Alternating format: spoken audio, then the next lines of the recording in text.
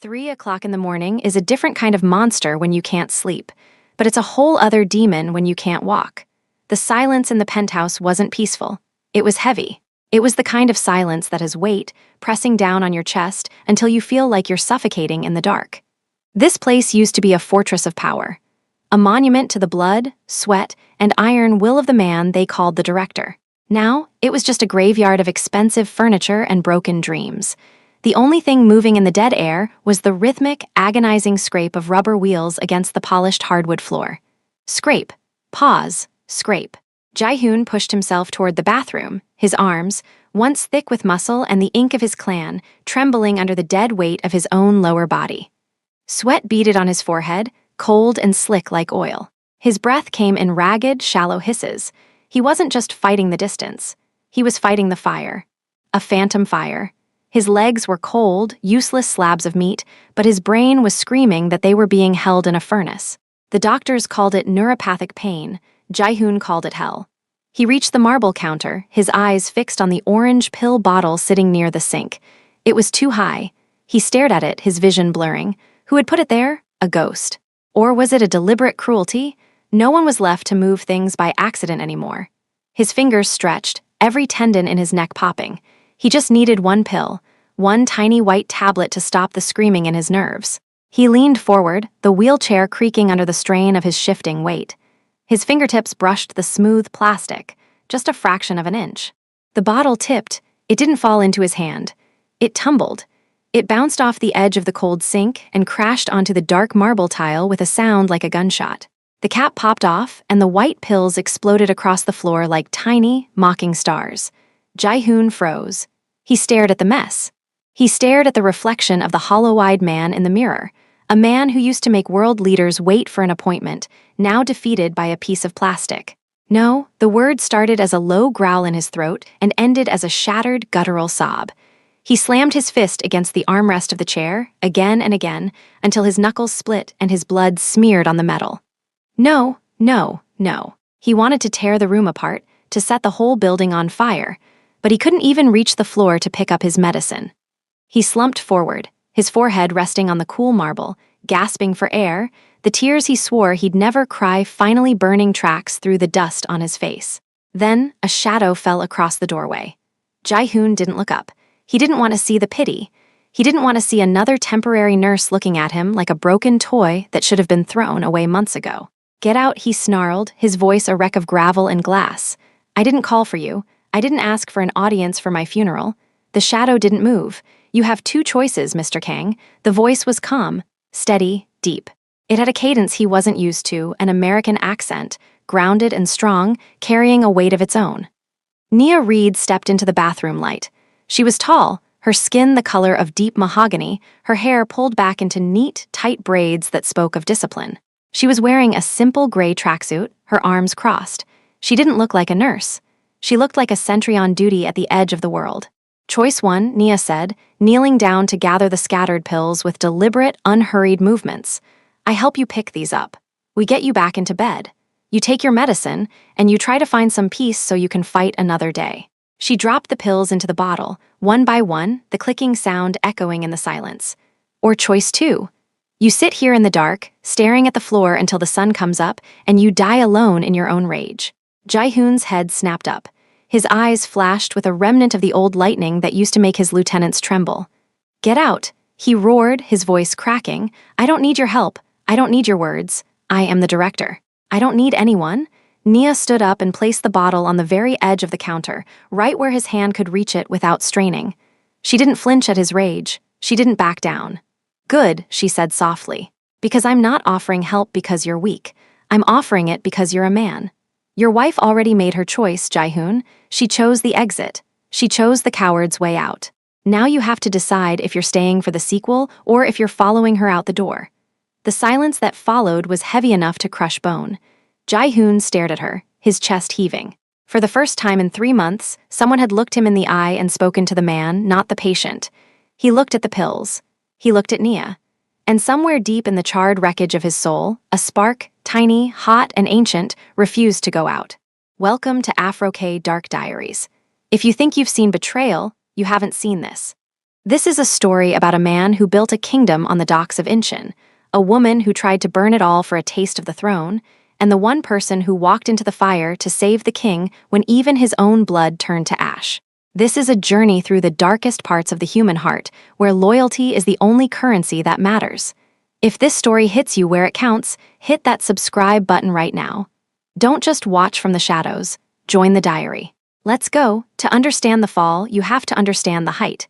3 months ago, Kang Jae-hoon was the Dragon of Seoul. He didn't just own Kang Logistics, he owned the very air the cargo moved through. He was a man of absolute precision. Every suit was bespoke. Every contract was ironclad. Every movement was calculated to the millimeter. He rose from the gutters of Busan, the son of a man who sold fish heads to keep the lights on. He had clawed his way to the top with a combination of genius-level business strategy and a willingness to do the things the law was too afraid to even whisper about. He had the empire. He had the fear of his enemies. And he had Seo-yoon, his wife. She was a porcelain doll with a heart of dry ice, a former runway model who wore diamonds like they were scales of armor. He had chased her for 2 years, buying her every dream, every designer bag, every penthouse in every city she mentioned until she finally said yes. He thought he had conquered her. He thought she was the prize for his life of war. He didn't realize he had just invited a viper into his bed to sleep next to his throat. The morning of the crash was like any other rainy Tuesday in Seoul. The gray clouds were hanging low over the skyscrapers, weeping a steady, cold drizzle. Jae-hoon was finishing his coffee, checking his gold Patek Philippe. Seo-yoon was standing behind him in the foyer, her hands on his shoulders, smoothing the fabric of his silk tie with a tenderness that felt real. "You look tense, husband," she whispered. Her voice was like honey poured over a razor blade. "The trade meeting in Busan is a mess," Jae-hoon replied, his mind already miles away. "The local unions are getting restless, and the triads are trying to stick their fingers in my export lanes. I need to remind them whose flag flies over the docks before they forget their place." Seo-yoon leaned down and pressed a kiss to his cheek. Her lips were cold. They were always cold. "You'll handle them," she said. "You're the director. No one stands in your way for long. I'll have a quiet dinner waiting when you return." He walked out to the elevator, where his lieutenant Min-ho was waiting. Min-ho was a brother. They had bled together in the back alleys of the city before they ever stepped into a boardroom. They had shared meals when they had nothing, and Jae-hoon had made him a king in his own right. "Secure?" Jae-hoon asked. Min-ho nodded, his face a mask of perfect, unbreakable loyalty. "The route is cleared, boss. The armored Mercedes is idling in the basement. We'll be in Busan by noon." They rode down in silence. Jae-hoon got into the back of the heavy, black sedan. The rain was coming down harder now, blurring the neon signs of the city into streaks of blue and red. He was reading a file on his tablet, focused on the numbers, on the leverage he was about to exert. He was so focused on the future that he didn't see the present coming for him. He didn't see the black semi-truck idling at the intersection with its lights off. He didn't hear the tires scream until it was too late. The impact felt like the end of the world, a massive, bone-shattering crunch of metal on metal. The armored Mercedes was tossed like a toy. It flipped. Once. Twice. The world became a kaleidoscope of shattering glass, sparks, and the smell of ozone. Jae-hoon was thrown against the door, his head snapping back with a force that should have killed him. A white-hot agony exploded in his lower back, followed by a silence so deep it felt like death. He was upside down, hanging by his seatbelt. The smell of gasoline and burnt rubber was thick, choking his lungs. He tried to move his arm. It worked. He tried to reach for the door handle, but the frame was crushed. "Min-ho," he croaked. "Min-ho." Through the spiderweb of the cracked windshield, he saw a figure moving. Min-ho had crawled out of the front seat. He was bleeding from a small cut on his forehead, but he was standing perfectly straight. He was walking toward the back door, but he wasn't rushing. He was strolling. Jae-hoon felt a surge of relief, a moment of gratitude that his brother was okay. "Get me out," he shouted, his voice cracking. "The car is leaking. It's going to blow." Min-ho stopped at the window. He leaned down and looked inside. He saw Jae-hoon trapped, helpless, bleeding, and then Min-ho smiled. It wasn't a smile of comfort. It was a smile of liberation. It was the look of a man who had finally stopped pretending. He pulled out his phone and made a call, his eyes never leaving Jae-hoon's. "It's done," he said into the receiver, his voice flat and cold. "The Dragon is grounded. You can start the transfers." Min-ho didn't pull the door. He didn't call for an ambulance. He didn't even look back as he turned and walked away into the rain, leaving Jae-hoon to wait for the fire to find the gasoline. The hospital was a blur of fluorescent lights, the high-pitched beep of monitors, and the cloying scent of antiseptic. When Jae-hoon finally woke up from the first surgery, he felt light. Too light. It was as if the bottom half of his body had simply evaporated. "Mr. Kang?" A doctor was standing over him, his face a mask of professional concern. "Can you hear me? Do you know where you are?" "My legs," Jae-hoon rasped, his throat feeling like he'd swallowed glass. "I can't feel my legs." The doctor's expression shifted, that practiced, clinical mask of pity that Jae-hoon would grow to hate more than the pain. The bullet, the one from the shooter who appeared after the crash, severed the spinal cord at the lone vertebra, the doctor said. The impact from the roll drove the fragments deep. "We stabilized you, but the damage is permanent. You will never walk again." 5 words, "You will never walk again." Jae-hoon closed his eyes, and in that moment he wished the car had exploded. In his world, a man who couldn't walk was a man who couldn't lead. A predator who couldn't hunt was just meat for the next in line. Seo-yoon arrived 2 hours later. She was wearing Chanel, her hair perfect, her makeup flawless. She looked like she was going to a gala, not a bedside. She held a bouquet of white lilies, the flowers of the dead. "Oh, Jae-hoon," she sighed, sitting on the edge of the bed. She didn't take his hand. She didn't offer a hug. She just smoothed the sheet over his useless legs. "This is so complicated." "Complicated?" Jae-hoon stared at her, the fog of the drugs clearing enough for him to see the truth in her eyes. "I've been betrayed, Seo-yoon.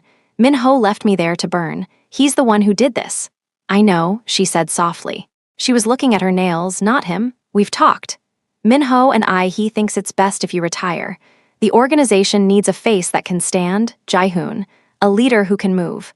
I'm taking over the shipping accounts. For your sake, of course, to keep you comfortable in your condition." Jae-hoon felt the ice settle in his chest, colder than the hospital air. You're working with the man who tried to murder me. You're sleeping with the dog who bit my hand." "Don't be dramatic," she whispered, leaning in so the scent of her expensive perfume filled his lungs, masking the smell of blood. "You're lucky I'm staying at all. Most women of my stature would have filed for divorce the second the doctor said permanent. Just rest. I'll handle the business. I'll handle everything." Coming home to the penthouse wasn't a homecoming. It was an eviction from his own life. The ramps they had installed over the Italian marble stairs were an insult. The metal bars in the bathroom were a mockery. For 2 months, Jae-hoon watched his world shrink from the size of a city to the size of a single room. Seo-yoon stopped sleeping in their bedroom within a week. "The wheelchair tracks ruin the hand-tufted rug," she had said with a look of disgust. She fired the old staff, the people who knew him since the beginning, the guards who had taken bullets for him. She replaced them with new faces, people who worked for her, people who looked at Jae-hoon like he was a ghost that refused to leave the attic. And then came the day she walked into his ground-floor office with a suitcase and a travel coat. "I'm leaving for Singapore, Jae-hoon," she said, her voice echoing in the empty hall. "Min-ho and I are merging the assets into a new holding company. It's cleaner this way. It's better for the shareholders, merging the assets." He roared, or tried to, his voice breaking as he tried to push himself up, only to feel the pathetic weight of his legs dragging him back down into the chair. "You're stealing my company. You're looting the hoard I built for 20 years. I'm saving what's left from a liability," she sneered, her eyes finally showing the venom underneath the porcelain. "You're a debt on the ledger now, Jae-hoon. I've liquidated the local accounts. I left enough for the rent on this place and a nurse from the agency. After that, well, I hope you have a good memory of how it used to feel to be important." She didn't look back. The heavy oak door clicked shut, and for the first time in his life, the director was truly alone. That was 3 days ago. The house staff she'd hired left that same night. They weren't being paid anymore, and they didn't owe a crippled man any loyalty. They followed the money, taking the silver and the small electronics with them. All of them left, except for the new girl, the one the agency had sent right before the final blow. Nia. Back in the bathroom at 3 a.m., Jae-hoon looked at her, really looked at her. "Why are you still here?" he asked, his voice shaking with the effort of not breaking down completely. "The payroll is dead. The bank accounts are empty. She took the gold, Nia. She took everything but the air." Nia leaned against the doorframe, her expression unreadable. "My contract is with the agency, not your wife. And the agency is paid through the end of the month." She stepped forward, her presence filling the small, clinical space. "But that's not why I'm here, Mr. Kang." "Then why? Why stay for a man who can't even stand up to thank you?" Nia looked at him with eyes that had seen things he couldn't imagine, eyes that held a history of their own wars. "My father was a construction foreman in Atlanta," she said. "A crane snapped on a windy Tuesday. A steel beam came down, paralyzed from the waist up. I was 18. My mother, she couldn't handle the burden. She said she didn't sign up for a life of being a servant. She left within a week. Took the savings, took the car, and took her wedding ring." Jae-hoon went still, the rage in him momentarily silenced by her story. "I watched my father give up," Nia continued, her voice hardening. "He sat in that chair and let the world die around him. He rotted because he thought he wasn't a man if he couldn't walk a straight line. I spent 5 years trying to convince him he was wrong. I worked 3 jobs to keep him in that house. I failed. He died of a broken heart before the bedsores could even start." She stepped closer, her hand hovering near the arm of his chair, but she didn't touch him. She gave him the respect of his space. "When I walked into this house and saw you, I didn't see a billionaire. I didn't see a mafia boss. I saw him. I saw a man with a dragon's heart trying to die in a cardboard box because he's waiting for permission to live. I'm not letting that happen again, not on my watch, not while I still have breath in my lungs." Jae-hoon looked at the pill bottle. He looked at Nia's hand. He realized she wasn't looking at a cripple. She was looking at a soldier who had been knocked down and was waiting for someone to hand him his rifle. "I can't pay you, Nia," he whispered, the truth tasting like ash. "I don't care about your paper money," she said. "Now, are we going to pick up those pills and get to work, or are we going to wait for the cleaners to find your body? Because if you want to die, do it on your feet, even if I have to hold you up." Jae-hoon reached out. He didn't take the pills. He grabbed Nia's forearm. Her skin was warm, her grip was like iron. He felt a jolt of energy pass between them, a spark of life he thought he'd lost in the wreckage of the Mercedes. "Help me back to the office," he said, his voice regaining that familiar, commanding edge. "Why the office?" Nia asked, already moving to get behind the chair. "Because Seo-yoon is a fool," Jae-hoon said, a dark, dangerous grin spreading across his face for the first time in months. "She thinks she liquidated everything. She thinks she found the bottom of the well, but she never knew about the basement. She never knew about the vault beneath the wine cellar that doesn't exist on any blueprint." Nia's eyebrows shot up. "A vault? The dragon always has a hoard," he whispered. "She took the clean money. She took the digital accounts. She took the things that leave a trail. But she forgot that I built this empire on the things that don't leave a paper trail. She forgot that I started with nothing, and I know how to hide the treasure." They rolled into the office. Jae-hoon directed her to a specific panel behind a row of ancient leather-bound books. He entered a complex code on a hidden keypad, hidden behind the spine of a book on maritime law. The wall groaned, a heavy, mechanical sound, and slid back to reveal a small, private elevator that Nia hadn't seen in all her weeks of cleaning. Down, he commanded. The basement was a fortress. It was lined with servers, cold and humming in the subterranean chill. And in the center was a steel door that required a thumbprint, a retina scan, and a voice command. When the locks disengaged, the light hit stacks of currency from 4 different continents. Gold bullion that glittered like the sun. Passports, and a row of high-end surveillance monitors that were still drawing power from a dedicated backup generator. Jae-hoon wheeled himself to the monitors. He typed a few commands, his fingers flying across the keys with the muscle memory of a predator. The screens flickered to life, showing feeds from across the city. He wasn't looking at his company. He was looking at a hidden camera in a luxury condo in Gangnam. There she was, Seo-yoon. She was laughing, a glass of crystal-clear champagne in her hand. And there was Min-ho, his hand on her waist, looking at a map of Jae-hoon's shipping routes like they were a birthday cake he was about to eat. "They think I'm rotting in my own waste," Jae-hoon said, his voice dropping to a terrifying whisper that made the hair on Nia's neck stand up. "They think they've won the war because they took the horse." Nia looked at the screen, then back at the man in the chair. He didn't look broken anymore. He looked like a volcano that had been dormant for 1,000 years, finally feeling the magma rise. "So, what's the plan, Director?" she asked, crossing her arms. Jae-hoon turned to her. He reached into a drawer in the vault desk and pulled out a heavy, black handgun. He checked the magazine, the metal clicking into place with a lethal finality. He laid it on his lap. "First," he said, "we secure the gold.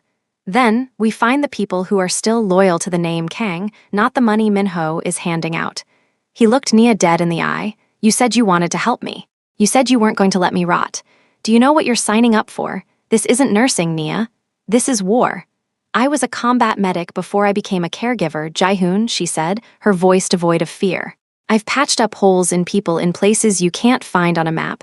I know how to move in the dark. I know how to blend in. And I know how to hit the pressure points that make a giant fall. A slow, lethal smile touched Jaehoon's lips. Then we start tonight. Tomorrow, Seoul will wake up and think the dragon is dead. The news will report on the liquidation of Kang Logistics, but by next week, they're going to feel the heat of a fire they didn't know was still burning. He picked up a gold bar, heavy, solid, and certain, and tossed it onto the desk. Consider this your first paycheck, Nia. We're going to take back my city. And we're going to make them wish they had stayed in that car to make sure I was dead. Damn, the dragon is awake. If you're loving this energy, if you're rooting for Jaehoon and Nia to tear it all down and leave nothing but ashes, you need to let me know. Smash that like button. Hit subscribe to Afro-K Dark Diaries. We tell the stories that stay in the shadows. And tell me in the comments, if you were Jaehoon, what is the first thing you would do to get revenge on someone who left you for dead? I'm reading every single comment. The basement was cold, but the air inside the vault felt like it was humming with a different kind of electricity.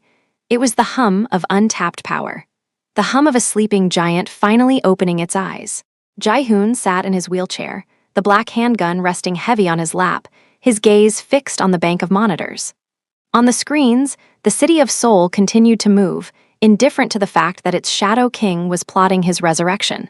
Nia Reed stood behind him, her arms crossed, her eyes tracking the same movements. She didn't look at the stacks of gold bars that could buy a small island. She didn't look at the piles of currency that could fund a revolution. She looked at the man. She saw the way his shoulders had squared. She saw the way the fog of the drugs had finally cleared from his eyes, replaced by a clarity that was sharper than any blade. Jaehoon broke the silence first. His voice was a low vibration in the small, reinforced room. They think they can just erase me, he said, gesturing toward the screen where Minho was seen entering a high-end club. They think the director is just a title you can peel off a door. They forgot that the title didn't make me. I made the title. He turned the chair to face Nia. The gold bullion on the desk behind him caught the light, casting a metallic glow over his sharp features. Why did you stay, Nia? Really, you have enough gold in your hand right now to never work another day in your life. You could walk out that door, catch a flight back to Atlanta, and forget this city ever existed. Nia didn't blink. She didn't look at the gold bar he had tossed her. Because I don't like unfinished business, Mr. Kang, she said. And because I know what happens when you let people like Minho win. They don't just take the money. They take the soul of the city. My father let the world die around him. I'm not watching you do the same. A flicker of something, respect, maybe even warmth, passed through Jaehoon's eyes. Then the mask of the director snapped back into place. Good, he said, because the woman you saw on that screen, Seo-yoon, she's not just my wife. She's the key to their entire operation. Minho has the muscle, but Seo-yoon has the signatures. She knows where the legitimate money is buried. If we want to take them down, we have to cut the head off the snake and the hand off the ledger at the same time. He wheeled himself back to the servers. I need you to be my ghost, Nia. You're invisible to them. To Seo-yoon, you're just the help she hired to watch her problem rot. To Minho, you don't even exist. That is our greatest weapon. What's the first move? Nia asked, stepping closer to the monitors. Information, Jaehoon said. Minho is holding a meeting tomorrow night at the docks, Warehouse 42. He's going to try to convince the union bosses that I'm dead or incapacitated, and that he's the new voice of Kang Logistics. If he gets them to sign, the transition is complete. I'll be in exile in my own empire. I can get in there, Nia said. I can blend in. No, Jaehoon said, his voice sharpening. Not yet. First, we need to fix the engine. He looked down at his legs. I can't lead a war from a chair if I can't even move myself from the bed to the bath. You said you were a medic. You said you've seen holes in people. I have, Nia said. Then patch me up, Nia. Not the spine. I know the spine is gone, but patch up the spirit. Get my arms strong enough to carry the weight of this war. Get my mind sharp enough to outrun them. If I'm going to be a dragon again, I need to learn how to fly without wings. The next 2 weeks were a descent into a different kind of hell. The penthouse gym, once a place of vanity, became a torture chamber. Nia didn't go easy on him. She didn't offer a gentle hand or a sympathetic smile. She treated him like a recruit in basic training. She used the resistance bands from the medical kit, the heavy books from the office, and the sheer weight of his own frustration. Again, she would shout as Jae-hoon struggled to lift himself using only his triceps. His face would turn a violent shade of purple, his veins popping in his neck, his tattoos stretching over straining muscle. "I can't," he would roar, his arms shaking so hard the wheelchair would rattle. "Then die," Nia would snap back. "Die right here on the mat and let Min-ho have your bed. Let Seo-yoon wear your mother's pearls while she laughs at your funeral. Is that what you want, director?" Jae-hoon would scream, a raw, guttural sound of pure defiance, and he would push. He would lift. He would conquer the inch. Every day, the distance between the floor and the chair became a little less like a mountain and a little more like a hurdle. By the end of the second week, Jae-hoon's upper body had transformed. The gauntness was gone, replaced by a dense, hard-packed muscle. His hands, once soft from years of signing checks, were now calloused from the wheels of the chair and the floor mats. He moved with a new kind of economy, a predatory grace that didn't need legs to be felt. But while the dragon was training in the dark, the wolves were feasting in the light. On the monitors in the vault, they watched the liquidation of Jae-hoon's life. They saw Min-ho moving into the secondary office. They saw Seo-yoon at charity galas, draped in new diamonds, her smile wider than it had ever been. She looked relieved, she looked free. One evening, Nia was preparing a meal of high-protein stew when she saw Jae-hoon staring at a specific feed. It was a hidden camera in the master bedroom of a luxury villa Jae-hoon owned on the outskirts of the city. On the screen, Seo-yoon and Min-ho were sitting on the edge of the bed, a bottle of vintage champagne between them. "He's so pathetic," Seo-yoon was saying, her voice echoing through the vault speakers. "I saw him last week before I left. He couldn't even look me in the eye. He just sat there in that chair, smelling like a hospital." Min-ho laughed, his hand sliding over her shoulder. "The dragon is a worm now, Seo, a worm in an expensive suit. Don't worry. The final papers will be ready by Friday. Once he signs over the Singapore accounts, we can put him in a home and forget he ever existed." Jae-hoon's expression didn't change as he watched them. He didn't yell. He didn't hit anything. He just reached out and turned the volume down until there was only silence. "Friday," he whispered. "They think they have until Friday." Nia set the bowl of stew down in front of him. "They're moving fast, Jae-hoon." "Because they're arrogant," he said. "Arrogance makes you blind. They think they've already won because they took the board. They don't realize I'm playing a different game now." He looked up at Nia. "It's time for you to go out." "Where?" "The Blue Anchor," Jae-hoon said. "It's a dive bar near the Incheon docks. It's where the older dockworkers go. The ones who remember when I was just a kid carrying crates. There's a man named Mr. Choi. He was my father's friend. He's the only one Min-ho couldn't buy because Choi has no price. What do I tell him?" "Tell him the dragon is breathing again," Jae-hoon said. "Tell him I need the invisibles." "The invisibles?" "The men the company forgot," Jae-hoon explained. "The retired guards. The ones who took the payouts and went home. They don't owe Min-ho anything and they don't fear the new regime. If Choi says the word, they'll move." Nia nodded. She felt the weight of the mission. She was no longer just the caregiver. She was the emissary of a ghost. The Blue Anchor was exactly what it sounded like, a dark, smoke-filled hole in the wall that smelled of salt water, cheap tobacco, and old regrets. Nia walked in, her presence immediately drawing eyes. A black woman in a place like this was a rarity, an anomaly in a sea of weathered Korean faces and heavy wool coats. She didn't hesitate. She walked straight to the bar. "I'm looking for Mr. Choi," she said to the bartender. The bartender didn't look up from the glass he was cleaning. Never heard of him. Nia leaned in, her voice dropping to that low, dangerous tone she had used on Jae-hoon in the bathroom. "Tell him Nia Reed is here. Tell him I have a message from a friend in the penthouse." The bartender's hand stilled. He looked at her, his eyes narrowing. He disappeared into the back room for a long minute. When he returned, he jerked his head toward a booth in the far, dark corner. "He's waiting." Mr. Choi was a man who looked like he was carved out of driftwood.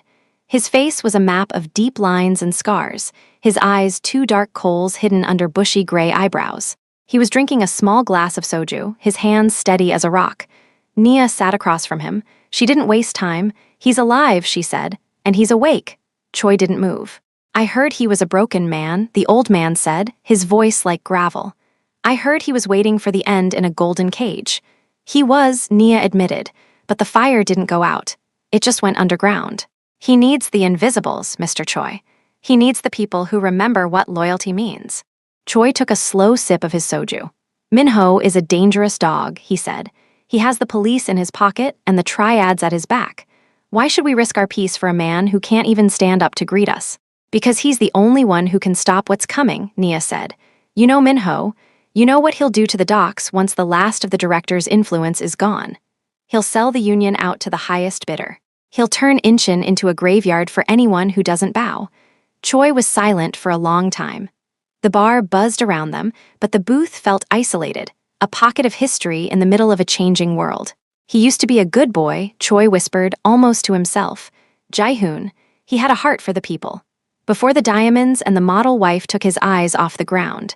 He's looking at the ground now, Mr. Choi, Nia said softly. He's been on it for 3 months. He sees everything clearly now. Choi looked at her, really looked at her. You're the one the agency sent? The American? I am. You don't look like a nurse, Choi observed. I was a combat medic in the 101st Airborne, Nia said. I've seen better men than Jae-hoon fall, and I've seen worse men rise. I'm not here for the paycheck. I'm here because the wrong people are winning. Choi let out a short, sharp laugh. I like you, American. You have iron in your blood. He reached into his coat and pulled out a small, tarnished brass coin. It had the image of a dragon stamped on one side and a ship's wheel on the other. Take this to him, Choi said. Tell him the Invisibles will be at the old cannery at midnight on Thursday. But tell him this, if he shows up and he's still a ghost, we walk away. We only follow a leader who is ready to bleed with us. Nia took the coin. I'll tell him. She walked out of the bar, the cold Incheon wind hitting her face. She felt the weight of the coin in her pocket. It was the first piece of the new empire. But as she walked toward the subway, she noticed a black sedan idling at the corner. The windows were tinted. The engine was humming. She didn't speed up. She didn't run. She kept her pace steady, her eyes scanning the street for an exit. Brooklyn habits, Atlanta training. She felt the adrenaline start to surge, that familiar hum in her veins that meant a fight was coming. The sedan door opened. A man stepped out. He was young, wearing a slim-fit suit and a wireless earpiece. He didn't look like a thug, he looked like a professional. Miss Reed? He asked, his tone polite but empty. Nia stopped. Who's asking? Mr. Minho would like a word, the man said. He's concerned about the director's care. He's heard that you've been venturing out of the penthouse. Nia smiled. It wasn't a friendly smile. It's a free country, isn't it? Or does Minho own the sidewalks now too? The man didn't react. He just gestured toward the open car door. Please, it will only take a moment. We'd hate for there to be any misunderstanding with the agency. Nia looked at the car. She looked at the man. She could see the bulge of a holster under his jacket. She could see a second man in the driver's seat, his hand resting near the center console. She had a choice. She could fight them here, in the street, and risk being arrested before she could get back to Jae-hoon. Or she could play the game. She stepped toward the car. I've always wanted to see how the other half lives, she said, sliding into the leather interior. The car smelled of expensive cologne and ozone. Minho was sitting in the back, his phone in his hand. He didn't look up as the car pulled away from the curb. You're a long way from Gangnam, Nia, he said, his voice smooth and casual. The Blue Anchor is a rough place for a woman like you. I like rough places, Nia said. They're more honest than penthouses. Minho finally looked at her. His eyes were cold, calculating, like a snake deciding if the prey was worth the energy to kill. Jae-hoon was a great man once, Minho said. He taught me everything I know. But the world moved on, Nia. The accident was a tragedy, but it was also an evolution. A man who can't stand can't lead. It's nature. Is that what you call it? Nia asked. Evolution? I call it a car crash and a coward who wouldn't pull the door open. Minho's jaw tightened, just for a second. The truth stung, even if he didn't want to admit it. I'm paying your agency a lot of money to make sure he's comfortable, Nia. Not to have you running errands in Incheon. What did Choi give you? Nia leaned back, her hand surreptitiously gripping the coin in her pocket. Just some advice, she said. He's an old man. He likes to talk about the good old days. Minho leaned forward, his face inches from hers. Don't lie to me, Nia. I know Jae-hoon has stashes. I know he has people. But they're old, they're tired, and they're outnumbered. If you're smart, you'll take a payout from me and walk away. You don't want to be in the room when the dragon finally stops breathing. Is that a threat? It's a prediction, Minho said. He signaled the driver.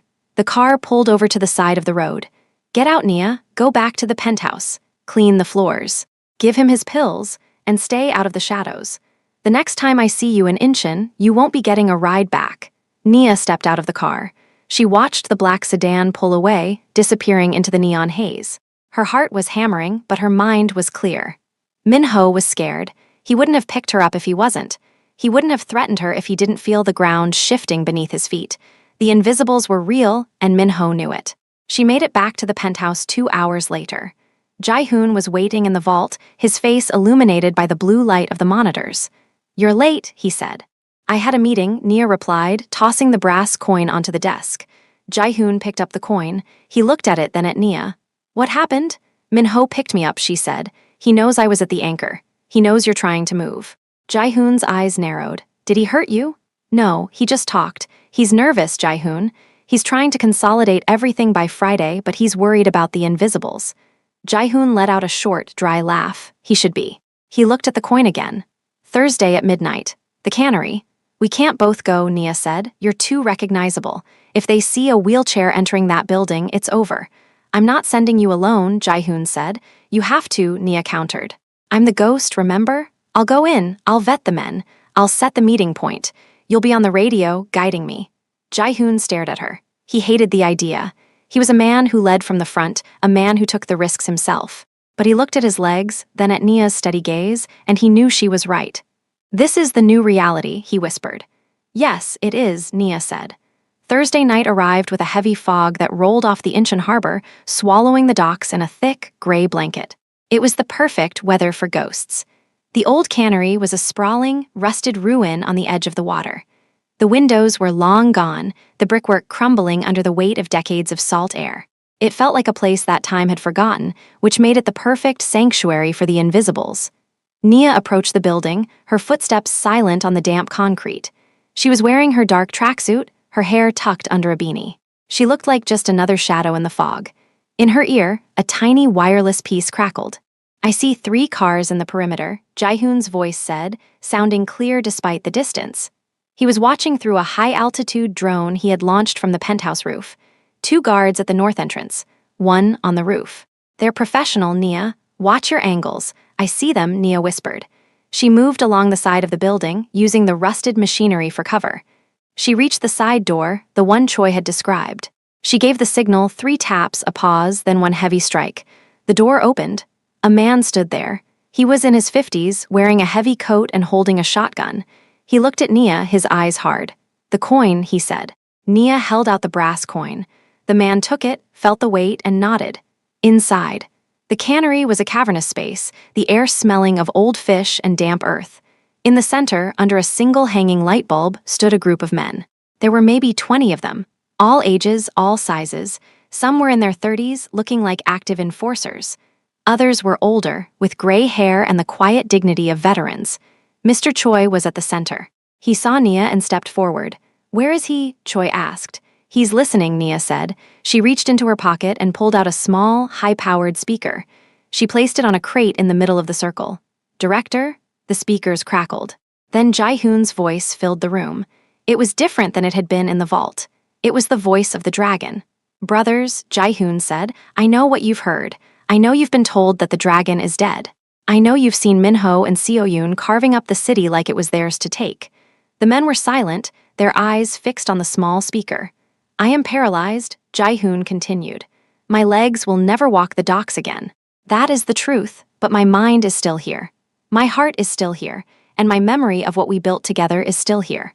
He paused, letting the weight of his words settle. "Minho thinks he can buy your silence. He thinks he can use your loyalty like a commodity. He's wrong. He's a parasite who thinks he's a predator. He left me to burn in that car. He left his own brother to die. If he'll do that to me, what do you think he'll do to you once the transition is complete?" A murmur went through the crowd. The truth of it was undeniable. "I'm not asking you to take a bullet for a cripple," Jae-hoon said. "I'm asking you to defend your home. I'm asking you to help me take back the city so we can rebuild it with honor. I have the gold. I have the plan. All I need is the steel." Mr. Choi looked around the circle. He saw the faces of the men. He saw the anger. He saw the hope. He looked at the speaker. "We're with you, Director," Choi said, "but we need a sign. We need to know that this isn't just a ghost story." "Look at the north gate," Jae-hoon said. At that exact moment, the north gate of the cannery exploded in a shower of sparks and smoke. Everyone ducked. Through the smoke, a small, black-armored vehicle burst into the room. It was remote-controlled, a prototype from Jae-hoon's tech division that Minho had overlooked. It stopped in front of the circle, and the top hatch opened. Inside were 20 black tactical cases. "Open them," Jae-hoon said. Choi opened the first case. It was filled with high-end communication gear, encrypted tablets, and heavy-duty weaponry. "The sign has been given," Choi said, his voice ringing through the cannery. "The dragon is awake." The men let out a roar, a sound of pure, primal loyalty that echoed off the rusted walls. Nia stood in the shadows, watching the scene. She felt a shiver of excitement. The army was ready. The pieces were in place. But as she looked toward the entrance, she saw something that made her heart stop. A tiny, red laser dot was dancing on Mr. Choi's chest. "Sniper," Nia screamed, throwing herself toward the old man. The first shot rang out, a sharp crack that shattered the single light bulb. The room plunged into darkness. "Nia," Jae-hoon's voice screamed through her earpiece. "Nia, report." The cannery erupted in chaos. Gunfire flashed in the dark, illuminating the terrified faces of the men and the muzzle flares of the attackers. "They're here," Nia shouted into her radio, dragging Mr. Choi behind a row of metal vats. Minho sent a hit squad. The air was filled with the sound of light hitting metal and the screams of the wounded. Minho hadn't waited until Friday. He had followed Nia. He had used her to find the invisibles. "I'm coming to get you, Nia," Jae-hoon shouted. "No," Nia yelled, ducking as a bullet whistled over her head. "Stay in the vault. If you come out, they'll kill you. I'm not letting you die," Jae-hoon roared. Nia looked around the dark room. She saw the invisibles scrambling for cover, their new weapons still in the crates. She saw the silhouettes of the attackers moving through the smoke, their NVG goggles glowing like demonic eyes. She looked at Mr. Choi, who was bleeding from a graze on his arm. "We have to fight our way out," Nia said, her voice calm and steady. She reached for the handgun she had tucked into her waistband. "Choice 1, Mr. Choi," she said, mirroring the words she had used on Jae-hoon. "We die here in the dark." "Choice 2, Choi growled, grabbing his shotgun. "We show them how the invisibles fight." The battle for the cannery had begun. And the dragon was watching it all through the eyes of a drone, helpless in his golden cage, listening to the woman he was starting to care about fight for her life in the dark. Stay tuned, family. The war has moved from the shadows to the streets, and the director is about to find out that sometimes, to save the queen, you have to burn the entire board. Don't forget to hit that subscribe button. Leave a comment below. What would you do if you were trapped in that cannery? I'm reading them all. The darkness in the cannery didn't just feel cold. It felt heavy, like the fog outside had crept through the bullet holes and settled in everyone's lungs. 1 second, there was a roar of loyalty. The next, only the sound of blood hitting the floor and the staccato rhythm of automatic gunfire. Nia Reed didn't think. She didn't have the luxury of fear. Her combat medic training from the 101st Airborne didn't just kick in, it took over her entire nervous system. She stayed low, her mahogany skin blending into the deep shadows of the metal vats, her eyes scanning for muzzle flashes. The single light bulb had been a target, and the hit squad was professional enough to know that in the dark, the man with the night vision goggles is the king of the world. In her ear, Jae-hoon's voice was a jagged edge of panic and rage. Nia, talk to me. I've lost the drone feed. There's too much smoke.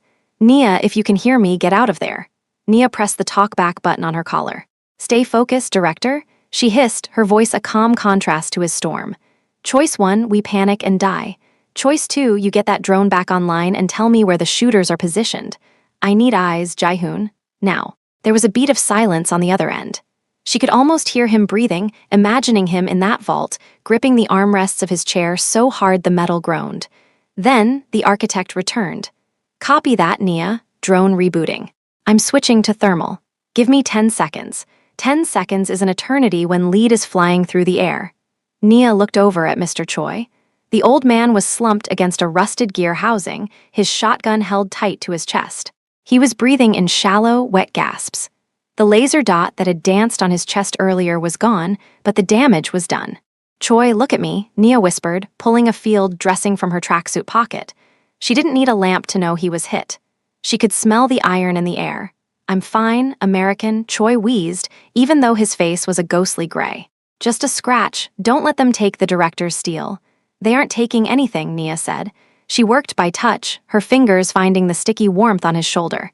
It was a clean through and through. Not fatal, but it would bleed him dry if they didn't move. Nia, Jaehoon's voice crackled back, colder now. Sharper. Thermal is up, you have 4 shooters. 2 at the main entrance, 12 o'clock. 1 on the catwalk, 3 o'clock. And the last one is circling the perimeter to the west. He's looking for the side exit. Nia's eyes flickered to the western wall. That was where the Invisibles were huddled, waiting for a command.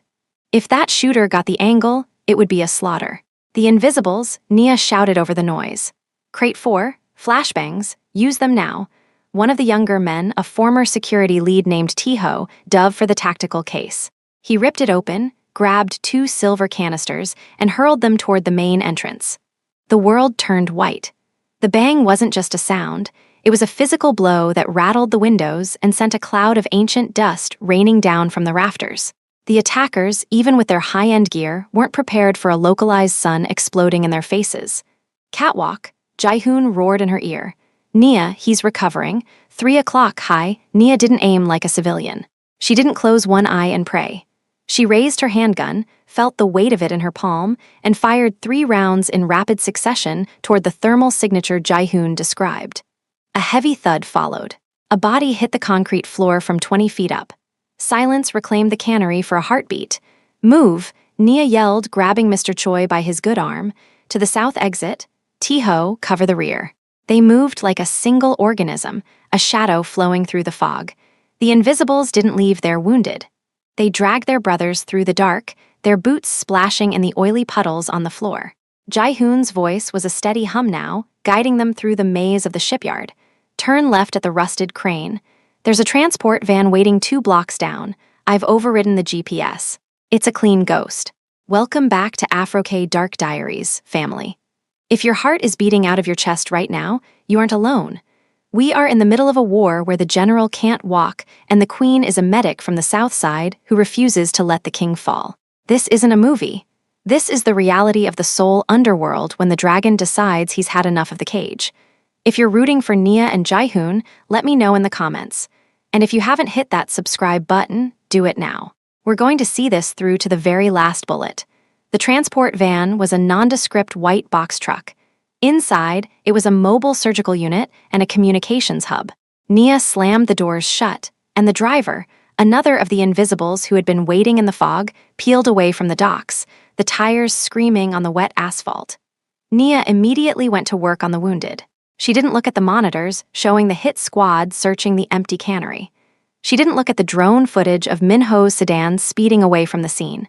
She focused on the pulse under her fingers. You did good, Choi, Nia said, cinching a tourniquet. The old man managed a weak smile. I haven't had this much fun since the '98 riots, he whispered. Nia cleaned the wounds, her hands steady, her face a mask of clinical focus. But inside, she was vibrating. The adrenaline was starting to crash, and the weight of what just happened was settling in. They had almost died. If it hadn't been for the drone, if it hadn't been for the flashbangs, the Invisibles would be a memory. She felt a hand on her shoulder. It was Tiho. The director wants to talk to you, he said, handing her a tablet. Jaehoon's face filled the screen. He looked like he had aged 10 years in the last hour. His hair was disheveled, his eyes bloodshot. He was still in his wheelchair, but he was leaned so far forward he was almost out of it. Nia, he said, the word was a prayer. I'm here, Jaehoon. We're all here. We lost 2 men, but Choi is stable.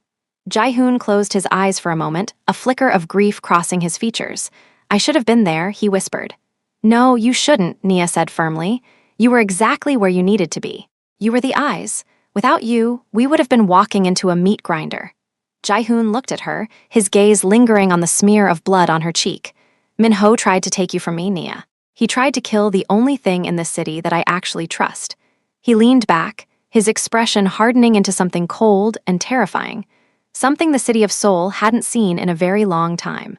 Friday is too far away, Jaehoon said. The transition stops tonight. What are you going to do? Nia asked. Seo-yoon is at the Grand Hyatt, Jaehoon said. She's hosting a celebration for the new board of Kang Logistics. Minho will be there. The Triad representatives will be there. They think they're celebrating a coronation. He looked at the tactical cases in the truck. I'm going to give them a funeral instead. Jae-hoon, you can't go there, Nia said. Security will be impenetrable. I'm not going there as a guest, Nia. I'm going there as the owner. He typed something into his console. On the tablet, a new set of blueprints appeared. It was the Grand Hyatt. But it wasn't the floor plan the public saw. It was the service tunnels, the freight elevators, the HVAC systems. I built that hotel, Jae-hoon said. Every bolt, every wire, every hidden passage. Min-ho thinks he knows the building because he stayed in the penthouse. He doesn't know the bones. He looked at Nia. I need the invisibles to secure the perimeter. But I need you, Nia. I need you to get me into that ballroom. In a wheelchair? Nia asked. Jae-hoon pointed to a crate in the corner of the truck that Nia hadn't noticed. It was long, narrow, and made of reinforced carbon fiber. Tae-ho, open the prototype, Jae-hoon commanded. Tae-ho opened the crate. Inside was a piece of technology that looked like it belonged in a science fiction film. It was an exoskeleton, a sleek, lightweight frame designed to be worn over the legs and torso. It's a project from my R&D division, Jae-hoon explained. It was supposed to be for warehouse workers. To help them lift heavy cargo. It's battery-powered, controlled by neurological sensors in the spine. He looked at his legs. It won't make me walk like a normal man, Nia. It's clunky, it's loud, and it's agonizing to wear for more than an hour. But it will let me stand. It will let me look Min-ho in the eye when I tell him he's finished. Nia looked at the machine, then at the man. She saw the desperation in his eyes, the need to reclaim his dignity, to prove to the world and to himself that he wasn't a ghost. I'm a medic, Jae-hoon, she said. I can't let you put that on. The strain on your severed nerves? It could kill you. The neurological feedback could cause a seizure. Then let me die as the director, he said, not as a man waiting for his nurse to change his dressing. Nia stared at him. She thought of her father. She thought of the way he had withered away because he didn't have a reason to fight. She looked at Jae-hoon and saw a man who had found his reason. Choice 1, she whispered. We stay safe and lose everything. Choice 2, Jae-hoon finished. We burn it down. Nia sighed, her heart heavy but certain. Get the truck to the penthouse, she told the driver. We have a king to dress for his final battle. The next 3 hours were a blur of metal and pain. Nia spent the time at the penthouse, not as a caregiver, but as an engineer of war. She helped Jae-hoon strap into the exoskeleton. The machine whirred as the sensors calibrated to his nervous system. Jae-hoon's face was a mask of agony as the neurological interfaces tapped into the base of his spine. His muscles spasmed, his tattoos rippling as the electricity surged through the frame. Easy, Jae-hoon, Nia said, her hand on his shoulder. Breathe through it. Focus on the heartbeat. I'm fine, he gasped, the sweat pouring down his face. The machine hissed and slowly, agonizingly, the metal legs straightened. Jae-hoon rose from his wheelchair. He stood. He was 6'2" again. He towered over Nia, the exoskeleton humming like a hive of bees. He took a step. It was mechanical, stiff, the sound of metal clicking on marble echoing through the empty penthouse. He reached out and gripped the edge of the desk. His knuckles were white. I'm standing, Nia, he whispered, a tear of pure pain and triumph escaping his eye. You're standing, she said, her own eyes blurring. Now let's make sure you stay that way. Nia dressed him in his finest suit, a deep charcoal three-piece that hid the bulk of the exoskeleton. She adjusted his silk tie, the same way Seo-yoon used to do, but there was no ice in her touch. There was only fire. She checked her own gear. She wasn't wearing a tracksuit anymore. She was in a sleek, black tactical vest over a dark turtleneck. She had her medic kit on her thigh and her handgun at her small of her back. Ready, director? She asked. Jae-hoon picked up his father's cane, a silver-topped piece of ebony that helped him balance the weight of the machine. Let's go to the party, he said. The Grand Hyatt was a fortress of glass and light. The ballroom was filled with the elite of Seoul, men in tuxedos, women in gowns that cost more than a doctor's salary. At the head of the room, Seo-yoon stood on a small stage, a microphone in her hand. Min-ho was beside her, looking smug and untouchable. And so, with the reorganization of Kang Logistics, we enter a new era of prosperity, Seo-yoon said, her voice smooth and practiced. We honor the memory of my husband, who led us so bravely until his tragic accident. But the future belongs to those who can move forward. She raised a glass of champagne. To the new era, the crowd echoed. But before the first sip could be taken, the massive double doors at the back of the ballroom exploded inward. Not with a bomb, but with the force of a man who refused to stay dead. The music stopped. The chatter died. The socialites parted like the Red Sea as a figure emerged from the smoke and the shadows. It was Jae-hoon. He walked slowly, the rhythmic click-hiss of the exoskeleton muffled by the thick carpet, but still audible in the sudden silence. He leaned on his cane, his face a mask of cold, lethal marble. Nia walked half a step behind him, her eyes scanning the room, her hand near her weapon. She looked like a shadow, a silent guardian of the man in the charcoal suit. Seo-yoon dropped her glass. It shattered on the stage, the expensive champagne splashing onto her red dress. "Jae-hoon?" she whispered, her face turning a sickly shade of white. Min-ho took a step back, his hand instinctively going to his waistband. You should be in a home. You can't walk." Jae-hoon stopped at the edge of the stage. He didn't use a microphone. His voice carried through the ballroom like a crack of thunder. "The dragon doesn't need to walk to burn a traitor, Min-ho," Jae-hoon said. Min-ho recovered his composure, his face twisting into a snarl. "You're a freak. You're wearing a machine. You think this changes anything? The board has already signed. The company is mine." Jae-hoon looked around the room. He saw the triad representatives. He saw the union bosses. He saw the men who had bowed to him for 20 years and then turned their backs the second he was in a chair. "The board signed a contract with Seo-yoon, acting as my power of attorney," Jae-hoon said. "But a power of attorney is only valid if the principal is incapacitated." He stepped onto the stage. Each step was a struggle, a battle of will over metal and pain. He stood inches from Min-ho. "Do I look incapacitated to you?" Min-ho lunged for his gun, but Nia was faster. She didn't draw her weapon. She stepped forward, gripped Min-ho's wrist, and used a military-grade joint lock to bring him to his knees. The sound of his radius snapping echoed through the ballroom. Min-ho screamed, his face hitting the floorboards. Jae-hoon looked down at his former lieutenant. "You left me to burn, Min-ho. You stole my life and you tried to kill my people." He looked over at Seo-yoon. She was trembling, her porcelain mask completely shattered. "And you," Jae-hoon said, his voice dropping to a whisper that was louder than a shout. "You were the poison in my bed. You thought you could sell my soul for a diamond necklace." He turned to the crowd. "My name is Kang Jae-hoon.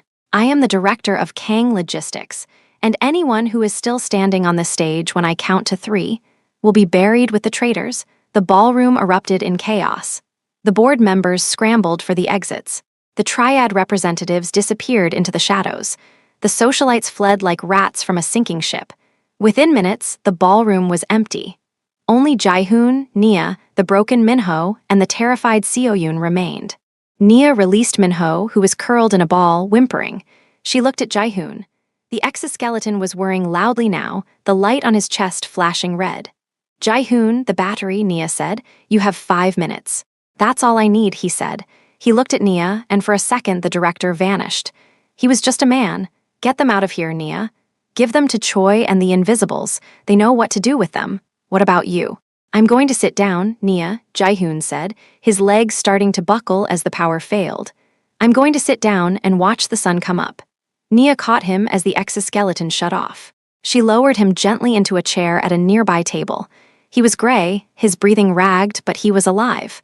"You did it, Jae-hoon," she whispered, wiping the sweat from his forehead. "No," he said, grabbing her hand. "We did it." He looked at the wreckage of the ballroom. "Choice 1, Nia. We stayed in the penthouse and died. Choice 2, she said, smiling through her tears. "We burned the village down. The war was over. The traitors were in the hands of the Invisibles, and the dragon was back on his throne, even if that throne was a dining chair in a wrecked ballroom." But as Nia looked out the window at the first light of dawn over Seoul, she realized that the rebuilding was just beginning. And she knew, with a certainty that went deeper than any contract, that she wasn't going anywhere. Because when you save a dragon, you don't just get a paycheck. You get a legacy. Now, look at me. If you made it this far, then you know. You know that strength isn't about your legs. It's about your heart. It's about the people who stay when everyone else leaves. If this story moved you, if you felt the fire of the dragon, then do me a favor. Smash that like button. Join the Afro-K Dark Diaries family. We tell the stories of the survivors. And tell me in the comments, what would you do if you had 5 minutes of power left? How would you change your world? The silence that followed the storm at the Grand Hyatt was heavier than the darkness that had once filled the penthouse. It wasn't the silence of a grave anymore. It was the silence of a world waiting to be rebuilt. The ringing in everyone's ears. the sound of shattering crystal, the whir of the exoskeleton, and the screams of the traders, slowly faded, replaced by the rhythmic, steady sound of rain tapping against the high windows of the ballroom. Jae-hoon sat in that dining chair, his frame gray and trembling, the exoskeleton now a cold weight of dead metal against his skin. The battery was spent. The fire was still there, but the engine was cold. He looked at his hands, calloused and stained with the grit of the night, and then he looked at Nia. She was standing a few feet away, her tactical vest slightly torn, her mahogany skin glistening with sweat and rain. She didn't look like a nurse. She didn't look like a medic. She looked like the only real thing left in a city made of neon and lies. The invisibles moved like smoke. Within 30 minutes of the confrontation, the Grand Hyatt Ballroom was no longer a crime scene, it was a processing center. T-Ho and the younger guards had secured the perimeter, while Mr. Choi, his shoulder bandaged and his eyes gleaming with a terrifying sort of joy, managed the evacuation of the remaining staff. No police sirens approached. No news crews arrived. Jae-hoon had cut the digital throat of the city's emergency response grid for that sector hours ago. In the world of the director, if a tree falls in a ballroom and he owns the ballroom, it doesn't make a sound until he says it does. Nia walked over to Jae-hoon. She didn't say a word. She knelt between his knees, her fingers moving with that practiced, military efficiency to unbuckle the heavy carbon fiber straps of the exoskeleton. Every click of the metal felt like a physical release for him. When the last strap came loose, Jae-hoon slumped back into the chair, a long, ragged breath escaping his lungs.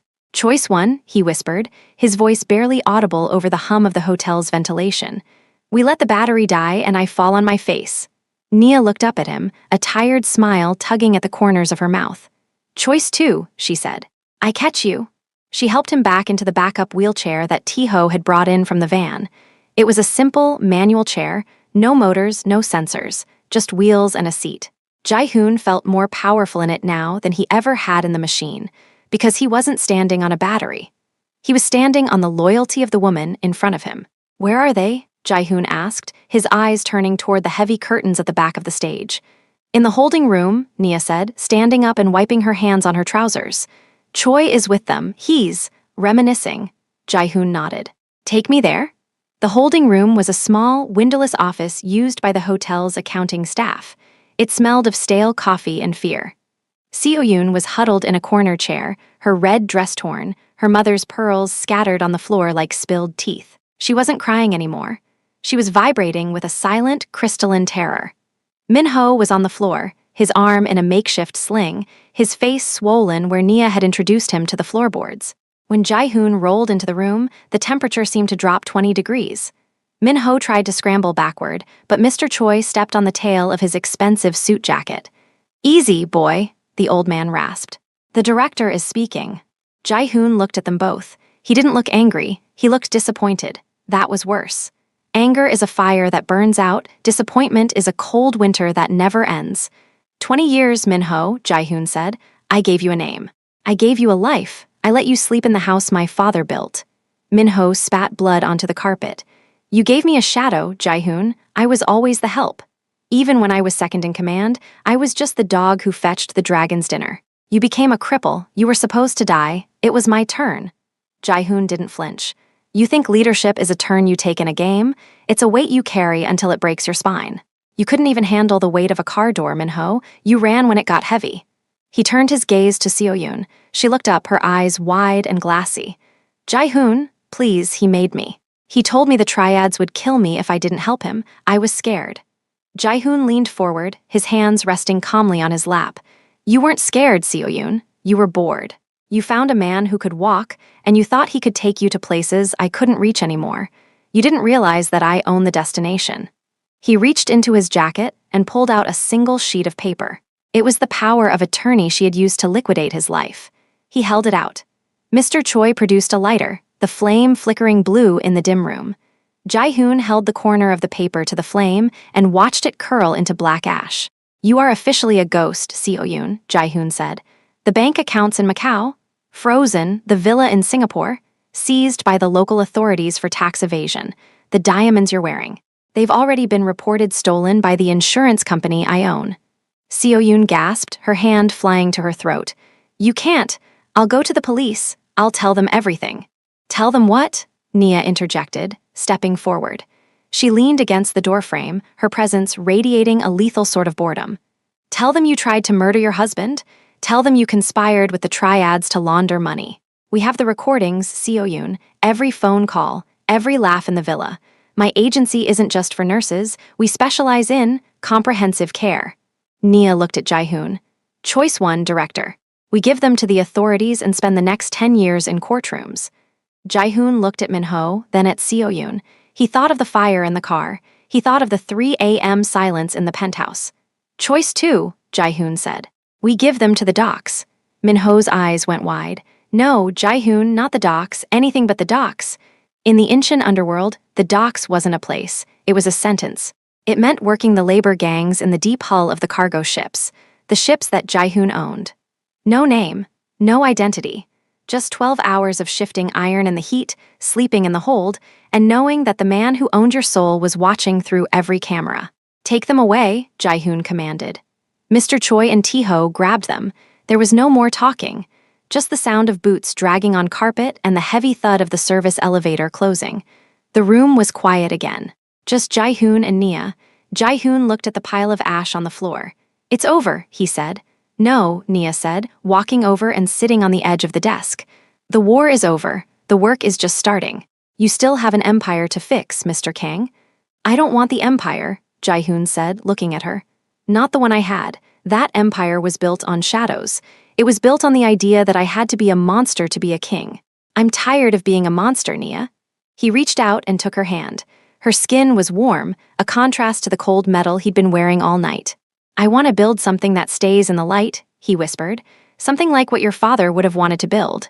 Nia's eyes softened. She squeezed his hand back. Then let's go home and draw up the blueprints. The next 6 months were a blur of transformation. Seoul watched in confusion as Kang Logistics didn't just return to the market, it evolved. The reorganization that Seo-yoon had started was finished, but not the way she intended. Jae-hoon sold off the shadowy interests. He cut ties with the triads, using the invisibles to make sure the divorce was permanent and bloodless. He moved out of the penthouse. He said the view was too distant. He bought a traditional hanok house in a quiet, wooded area on the edge of the city. No marble, no glass, just wood, paper, and the sound of the wind in the pines. Nia didn't go back to Atlanta. Her contract with the agency ended, but her contract with Jae-hoon was just beginning. She wasn't his nurse. She wasn't his medic. She was the chief of security and operations for the new Kang Reed Foundation. And Malik, Nia's brother, arrived in Seoul 3 months after the Hayat confrontation. Jae-hoon had arranged for him to attend the best international school for the deaf in Asia. On his first day, Jae-hoon had been there, sitting in his manual wheelchair at the school gates, watching Malik sign, "Thank you," with a grin that could power a city. But the real work was happening in Incheon. Jae-hoon and Nia were standing on a renovated pier, looking at a building that was nearing completion. It was the Jae-hoon Kang Rehabilitation and Vocational Center. It wasn't just for dockworkers. It was for anyone the city had tried to throw away. The injured, the broken, the ones who had been told they would never walk or work again. The equipment arrives on Tuesday, Nia said, checking her tablet. The staff is vetted. Most of them are former military medics. They know how to handle the dragon temperament. Jae-hoon laughed. It was a full, deep sound that had no trace of the hospital room in it. He looked healthy. His skin was tanned, his arms were like iron cords, and his eyes were bright with a purpose that didn't involve a gun. I'm not that bad, he said. You're a nightmare, Nia countered, smiling, but you're my nightmare. He rolled his chair closer to her. The sun was setting over the yellow sea, painting the water in strokes of orange and violet. I've been thinking about the bathroom floor, Jae-hoon said quietly, about the pills. Nia looked down at him. Why?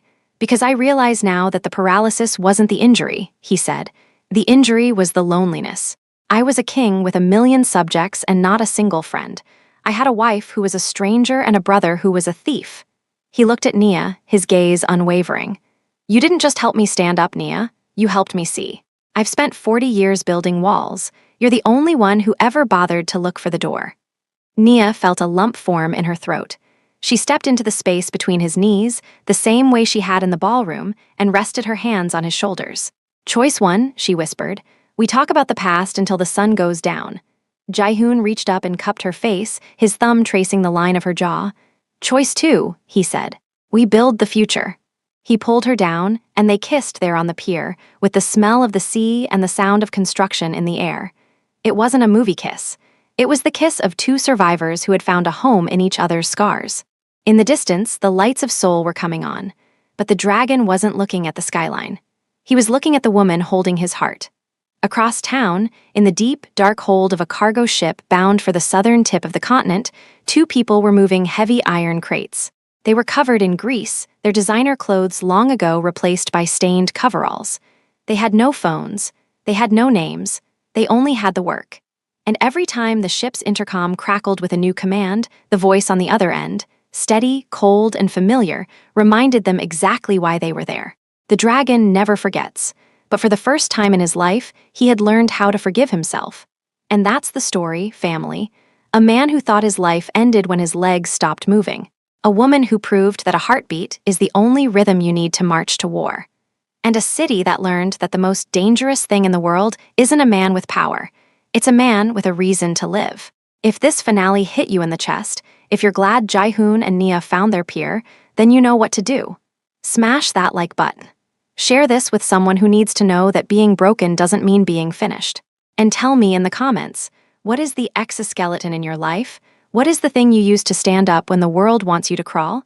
I'm reading every single one. This has been Afro K Dark Diaries. We tell the stories that the light is too afraid to touch. Keep your eyes open, keep your heart guarded, and never let them see you break.